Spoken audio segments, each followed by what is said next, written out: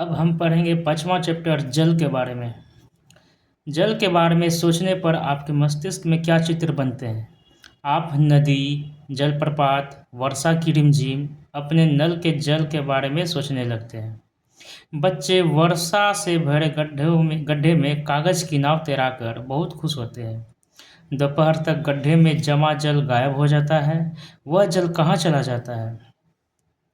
सूर्य के ताप के कारण जल वाष्पित हो जाता है। ठंडा होने पर जल वाष्प संघनित होकर बादलों का रूप ले लेता है। यहाँ से यह वर्षा है, हिम अथवा सहिम संघनित होकर बादलों का रूप लेता है। यहाँ से यह वर्षा क्या होता है? हिम अथवा सहिम वृष्टि के रूप में धरती पर या समुद्र पर नीचे गिरता है। जिस प्रक्रम में जल लगातार अपने स्वरूप को बदलता रहता है और महासागरों, वायुमंडल एवं धरती के बीच चक्कर लगाता रहता है, उसको जल चक्र कहा जाता है।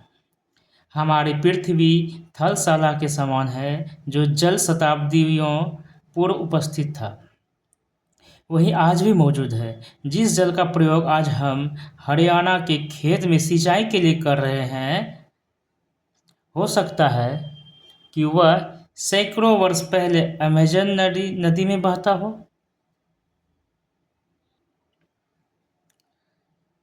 और लवण जल के मुख्य स्रोत नदी, ताल, सोते एवं हिमनद है।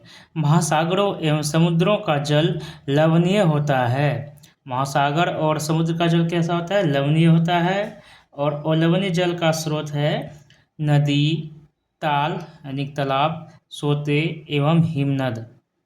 इसमें अधिकांश नमक सोडियम क्लोराइड या खाने में उपयोग किया जाने वाला नमक होता है। कहाँ पर का? समुद्र का जो लवणीय जल होता है वहाँ का। अब आता है एक बात थी थलशाला। थलशाला क्या होता है? ये छोटे घर के है ना, ये छोटे घर के पौधे रखने का कृत्रिम अहाता होता है। जिसे हम लोग पहले डब्बा में मिट्टी डालकर पेड़ पौधा लगाते थे, वही उसी को कहा जाता है थलशाला। ये कुछ विश्व की प्रमुख समुद्र, झीलें एवं नदियाँ हैं। पहले हम देखते हैं ये एशिया महादेश में यहाँ पर कौन कौन सी है। तो भारत के पास से है बंगाल की खाड़ी, भारत के पूर्व में है बंगाल की खाड़ी, और पश्चिम में है अरब सागर, दक्षिण में है हिंद महासागर। सबसे महासागर जो है 5 महासागर हैं। एक प्रशांत महासागर, ठीक, उसके बाद अटलांटिक महासागर, आर्कटिक महासागर, उसके बाद दक्षिण महासागर चौथा हो गया। हमारा 5वां भी है हिंद महासागर। चलिए आगे पढ़ते हैं। ब्रह्मपुत्र नदी और गंगा नदी, जो कि भारत की एक प्रमुख नदियों में से एक है। चीन में आ जाता है हुआंगहो नदी, कैस्पियन सागर, काला सागर, दानुबी नदी, भूमध्य सागर, जो कि अफ्रीका और यूरोप के बीच में आता है। अफ्रीका में भी है। नील नदी है, जो विश्व की सबसे लंबी नदी है। विक्टोरिया झील है, कांगो नदी है। विक्टोरिया झील, जिसके बारे में हमने पढ़ा था, जिम्बाब्वे के पास है। ऑरेंज नदी, नाइजर नदी, और ग्रेट बियर झील, जो कि उत्तरी अमेरिका देश यूएसए में है। ग्रेट स्लेव झील, विनीपेग झील, सुपीरियल झील, ये सब कहाँ है? उत्तरी अमेरिका में। ह्यूरन झील, सॉल्ट लेक सिटी, ये भी अमेरिका में है, उत्तरी अमेरिका महादेश में है। मिसिसिपी नदी, उसके बाद नीचे आ जाता है कैरेबियन सागर, और उसके बाद नीचे दक्षिण अमेरिका में आता है अमेजन नदी, जो कि विश्व की सबसे बड़ी नदी है। ऑस्ट्रेलिया में भी है एक डार्लिंग नदी ऑस्ट्रेलिया में है। कोरल सागर ऑस्ट्रेलिया में है। दक्षिण चीन सागर भी यहाँ पर पाया जाता है। पूर्वी चीन सागर ऊपर में पाया जाता है। तो ऐसे कुछ प्रमुख झील एवं नदियाँ थी। जल का वितरण। हम सभी जानते हैं कि पृथ्वी की सतह का 3/4 भाग जल से ढका हुआ है। यदि धरती पर थल की अपेक्षा जल अधिक है, तो अनेक देशों में जल की कमी का सामना क्यों करना पड़ता है? क्या पृथ्वी पर मौजूद संपूर्ण जल हमारे लिए उपलब्ध है? निम्नलिखित तालिका में जल वितरण का प्रतिशत दिया गया है। महासागर में है 97.3%, ना 97.3%। कहाँ पर जल है? महासागर में। और महासागर और सागर का जल कैसा होता है? लवणीय जल होता है, जो कि पीने योग्य नहीं होता है। बर्फ क्षेत्रक में है 0.0। भूमिगत जल है 0.68 जो है हमारा भूमिगत जल है। झीलों का अवलवन जल, झील का जो रहता है जल, जो अवलवन के रूप में है, वह 0.009% है। स्थलीय समुद्री एवं नमक झीलें 0.009 है। वायुमंडल में 0.0019 है। नदियाँ 0.001 है। तो क्या अब साधारण क्रियाकलाप द्वारा जल के वितरण को प्रदर्शित किया जा सकता है? एक मेन पॉइंट भी है इसमें। लवणता, 1000 ग्राम जल में मौजूद नमक की मात्रा होती है। लवणता क्या होती है कि 1000 ग्राम जल में मौजूद नमक की मात्रा। महासागर की औसत लवणता 35 भाग प्रति 1000 ग्राम है। महासागर की औसत लवणता कितनी है? 35 भाग प्रति 1000 ग्राम में। इजराइल के मृत सागर में 340 ग्राम प्रति लीटर लवणता होती है। इजराइल के मृत सागर में कितनी होती है? 340 ग्राम प्रति लीटर लवणता होती है। इसलिए इसको मृत सागर कहा जाता है। इस सागर में मनुष्य कभी नहीं डूबता। अगर वो इसमें तैरना चाहेगा तो हमेशा वो ऊपर में तैरता रह जाता है, जिसको तैरना भी नहीं आता है। तैराक इसमें प्लवन कर सकते हैं, क्योंकि नमक की अधिकता इसे सघन बना देती है। रीजन था कि नमक की जो अधिकता होती है उसमें उसे सघन बना देती है, जिसके कारण मनुष्य उस सागर में कभी नहीं डूबते हैं। मृत सागर 340 ग्राम प्रति लीटर होता है इसमें। जीवन के लिए जल अत्यधिक आवश्यक है। प्यासे होने पर केवल जल ही हमारी प्यास बुझा सकता है। ऐसे में आपको क्या ऐसा नहीं लगता है कि लापरवाही से जल का उपयोग करने पर हम बहुमूल्य संसाधन को बर्बाद करते हैं? महासागरीय परिसंचरण, समुद्री तट पर नंगे पैर चलने से कुछ जादुई सी अनुभूति होती है। पुलिन पर नम बालू, ठंडी पवन, समुद्री पक्षी, वायु में लवणीय गंध एवं लहरों का संगीत, सब कुछ सम्मोहित करने वाला प्रतीत होता है। ताल एवं झील के शांत जल के विपरीत महासागरीय जल हमेशा गतिमान रहता है। ताल एवं झील का जल शांत रहता है और उसी के विपरीत महासागरीय जल हमेशा गतिमान रहता है। यह कभी शांत नहीं रहता। महासागरों की गतियों को इस प्रकार वर्गीकृत कर सकते हैं जैसे तरंगे, ज्वार भाटा एवं धाराएं। क्या आप जानते हैं 22 मार्च को विश्व जल दिवस के रूप में मनाया जाता है? 22 मार्च को विश्व जल दिवस के रूप में ही मनाया जाता है। जल संरक्षण की विभिन्न विधियों को प्रबलित किया जाता है इस दिन। क्या आप जानते हैं जब समुद्री सतह पर पवन बहती है तब तरंगे उत्पन्न होती है? जब समुद्री सतह पर पवन बहती है तो क्या होती है? तरंगे उत्पन्न होती है। जितनी ही तेज पवन होती है तरंगे भी उतनी ही बड़ी होती है। और वहाँ पर 3 प्रकार की तरंगे निकलती है। PSL, पी तरंगे होती है अनुप्रस्थ तरंगे, अनुदैर्ध्य तरंगे। एस तरंगे होती है अनुप्रस्थ तरंगे और एल तरंगे होती है पृष्ठ तरंगे। एल तरंगे कौन सी तरंगे होती है? पृष्ठ तरंगे। चलिए तरंगों के बारे में पढ़ते हैं। समुद्र तट पर गेंद से खेलते समय जब गेंद जल में गिर जाती है तो क्या होता है? यह दृश्य बहुत ही मनोरंजक होता है कि कैसे तरंगों के साथ गेंद तट पर वापस लौट जाती है। जब महासागरीय सतह पर जल लगातार उठता है और गिरता है तो इन्हें ही तरंग कहा जाता है। महासागरीय सतह पर जो होता है जल लगातार गिरता और उठता है तो उसे ही तरंग कहा जाता है। तूफान में तेज वायु चलने पर विशाल तरंगे उत्पन्न होती है। जितनी वायु तेज होगी उतनी तरंगें विशाल होंगी। इनके कारण अत्यधिक विनाश हो सकता है। भूकंप, ज्वालामुखी उद्गार या जल के नीचे भूस्खलन के कारण महासागरीय जल अत्यधिक विस्थापित होता है। इसके परिणाम स्वरूप 15 मीटर तक की ऊंचाई वाली विशाल ज्वारीय तरंगें उठ सकती है, जिसे सुनामी कहते हैं। मतलब 15 मीटर तक की जो ऊंचाई वाली विशाल ज्वारीय तरंगें होती है उसे सुनामी कहते हैं। सुनामी की हाइट कितनी? तो 15 मीटर से ऊंची। अब तक का सबसे विशाल सुनामी 150 मीटर मापा गया था। अब तक की सबसे विशाल सुनामी कितनी? 150 मीटर की थी। ये तरंगे 700 किलोमीटर प्रति घंटे से अधिक की गति से चलती है। सुनामी वाली जो तरंगे होती है वह 700 किलोमीटर प्रति घंटे से अधिक की गति से चलती है। 2004 के सुनामी से भारत के तटीय क्षेत्रों में अत्यधिक विनाश हुआ था। सुनामी के बाद अंडमान और निकोबार द्वीप समूह में इंदिरा पॉइंट डूब गया, जो कि भारत का सबसे दक्षिणतम बिंदु था। इंदिरा पॉइंट कब डूबा? तो 2004 के सुनामी में। सुनामी पृथ्वी का तांडव। सुनामी क्या है? पृथ्वी का तांडव।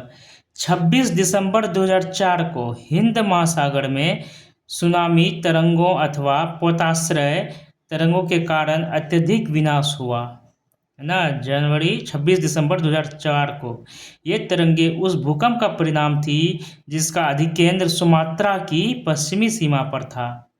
इस भूकंप की तीव्रता रिएक्टर पैमाने पर 9.0 मापी गई थी।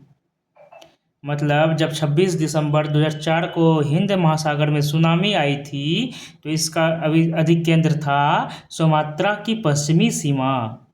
वहाँ पर भूकंप आया था 9.0 के तीव्रता से, इसीलिए यहाँ पर सुनामी आया था। तब उसी कारण हमारा इंदिरा पॉइंट दक्षिणतम बिंदु भारत का सबसे डूब गया।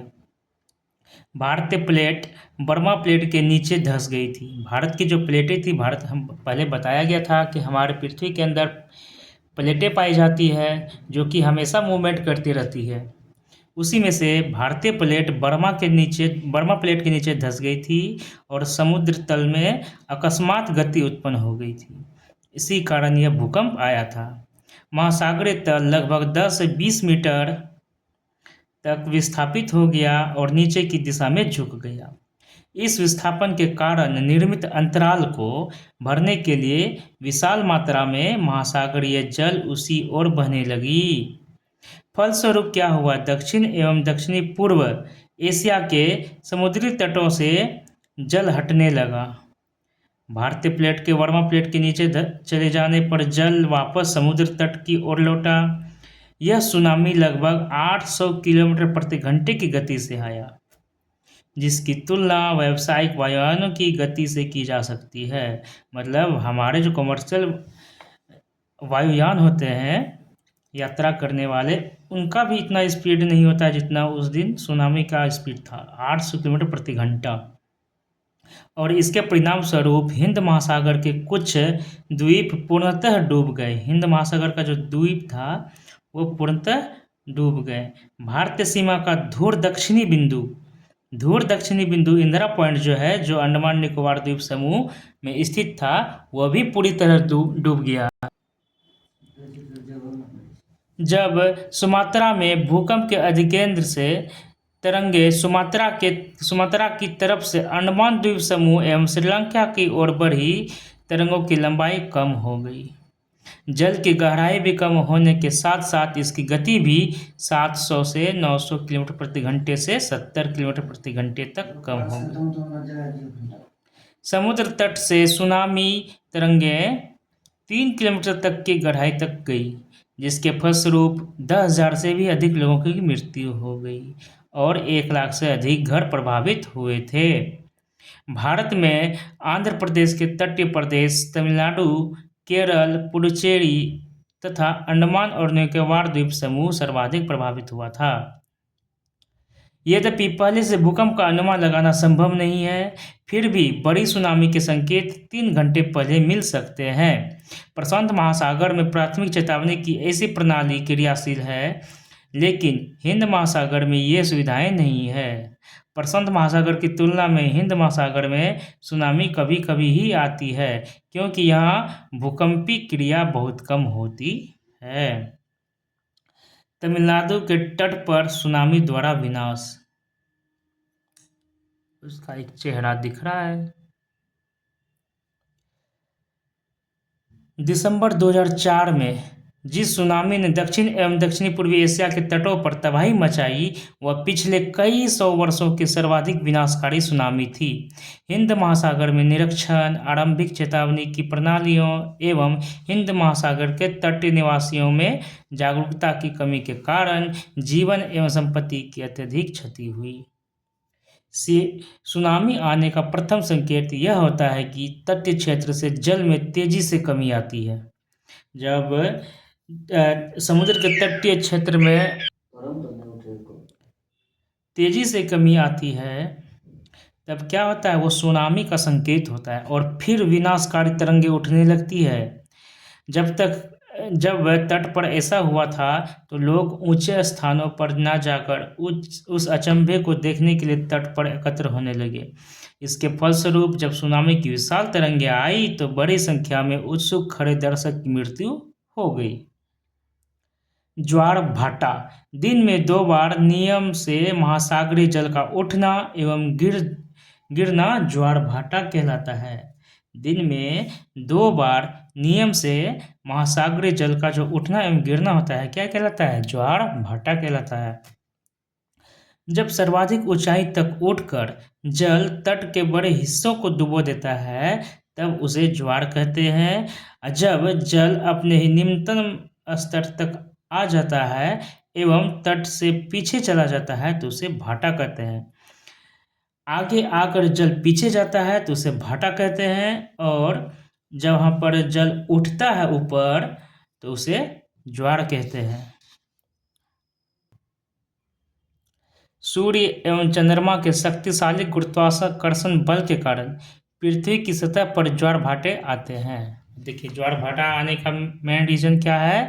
सूर्य एवं चंद्रमा के जो शक्तिशाली गुरुत्वाकर्षण बल है, उनके कारण पृथ्वी की सतह पर ज्वार भाटे आते हैं। तो पूछ लिया जाएगा कि ज्वार भाटा क्यों होता है, तो वह सूर्य एवं चंद्रमा के गुरुत्वाकर्षण बल के कारण। जब पृथ्वी का जल चंद्रमा के निकट होता है, उस समय चंद्रमा के गुरुत्वाकर्षण बल से जल अभिकर्षित होता है, जिसके कारण उच्च ज्वार आते हैं।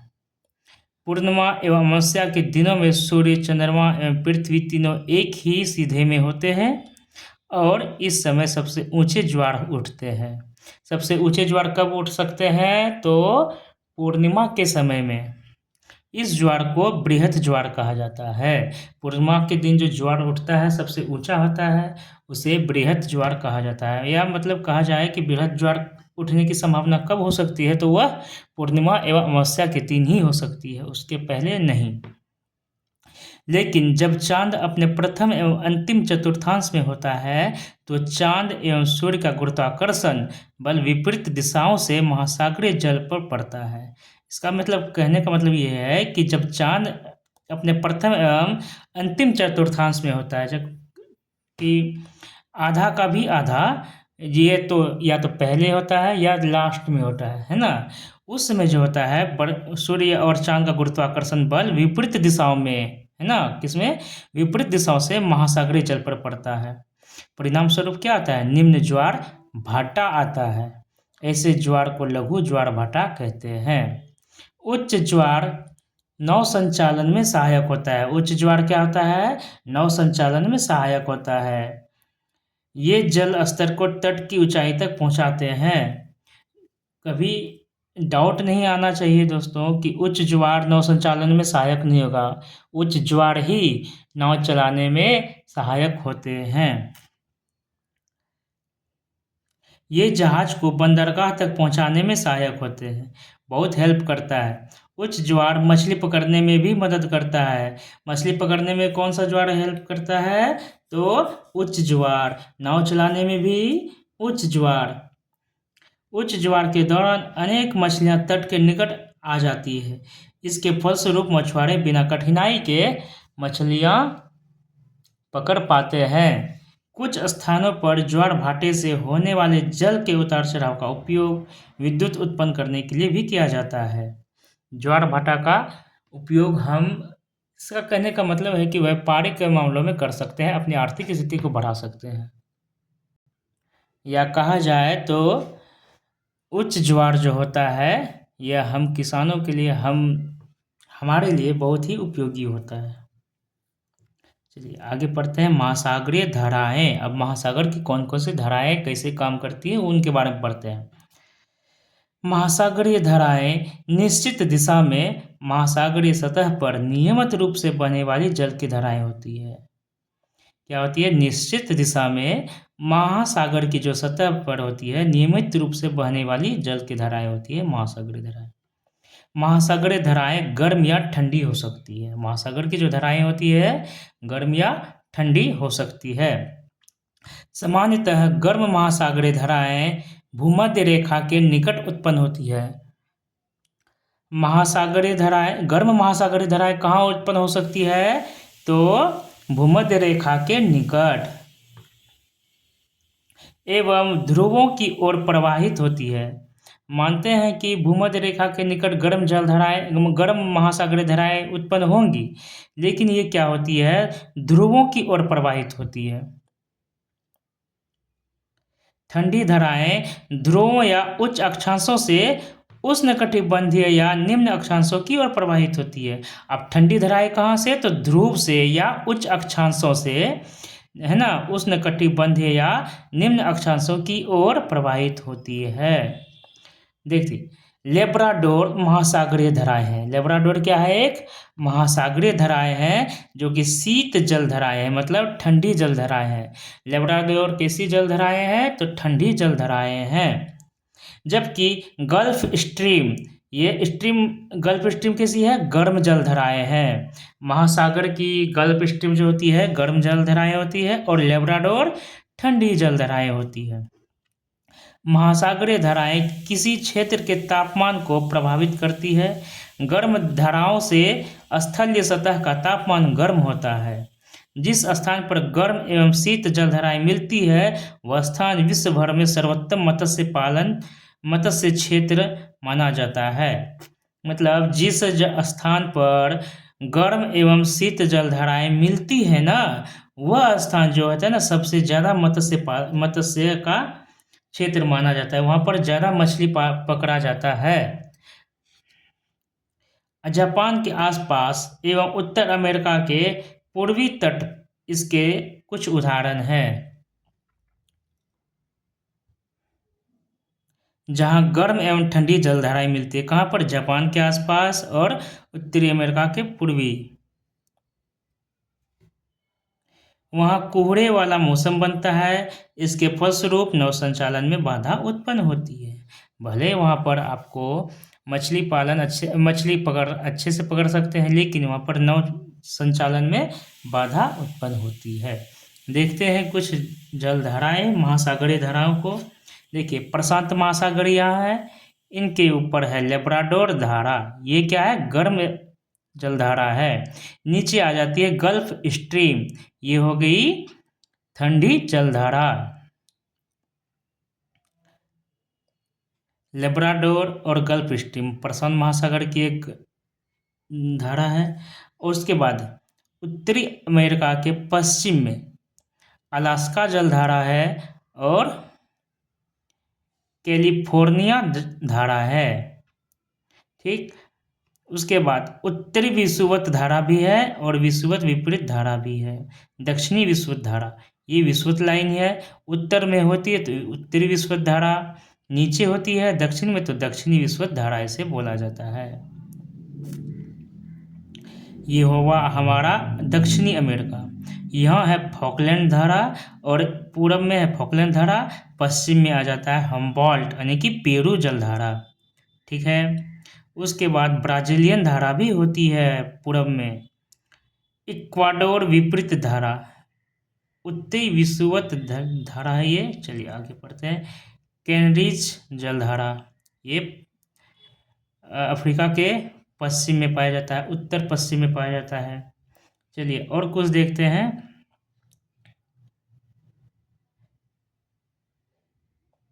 इतना इसमें से सबसे आपको इम्पोर्टेंट होता है लेब्राडोर जलधारा और गल्फ स्ट्रीम। चलिए आगे, अब यह चैप्टर यहीं पर समाप्त होता है। इसके कुछ ऑब्जेक्टिव क्वेश्चंस देख लेते हैं, फिर आगे पढ़ेंगे अगला छठा चैप्टर प्राकृतिक वनस्पति एवं वन्य जीवन के बारे में। चलिए ऑब्जेक्टिव देखते हैं इनका। वह प्रक्रम जिसमें जल लगातार अपने स्वरूप को बदलता रहता है और महासागर, वायुमंडल एवं स्थल के बीच चक्कर लगाता रहता है, उसको क्या कहते हैं? जल चक्र ही तो कहते हैं। यहाँ से ऊपर ऊपर से नीचे, नीचे से ऊपर से नीचे करते रहता है। चलिए, सामान्यतः गर्म महासागरीय धाराएं उत्पन्न होती है भूमध्य रेखा के निकट। गर्म जलधाराएं कहाँ पर उत्पन्न होती है? भूमध्य रेखा के निकट। और ठंडी तो ध्रुवों के निकट। दिन में 2 बार नियम से महासागरीय जल का उठना एवं गिरना क्या कहलाता है? ज्वार भाटा कहलाता है। निम्नलिखित स्तंभों को मिलान करना है। अब मिलान कैसे करना है? तो कैस्पियन सागर, ये क्या है? विशालतम झील है। कैस्पियन सागर क्या है? एक झील है जो कि विशालतम है। ज्वार भाटा क्या है? जल से आवधिक चढ़ाव एवं उतार। 2 बार बताया गया था ना यहाँ पर कि दिन में 2 बार नियम से महासागरीय जलधारा का उठना एवं गिरना, यही बात है, आवधिक चढ़ाव एवं उतार, ये ज्वार भाटा कहलाता है। सुनामी तीव्र भूकंपी तरंगे होती है। सुनामी क्या होती है? तीव्र भूकंपी तरंगों के कारण होती है। महासागरीय धाराएं क्या है? निश्चित मार्ग में प्रवाहित होने वाली जलधाराएं महासागरीय जलधाराएं होती है। आप पढ़ेंगे अगला चैप्टर।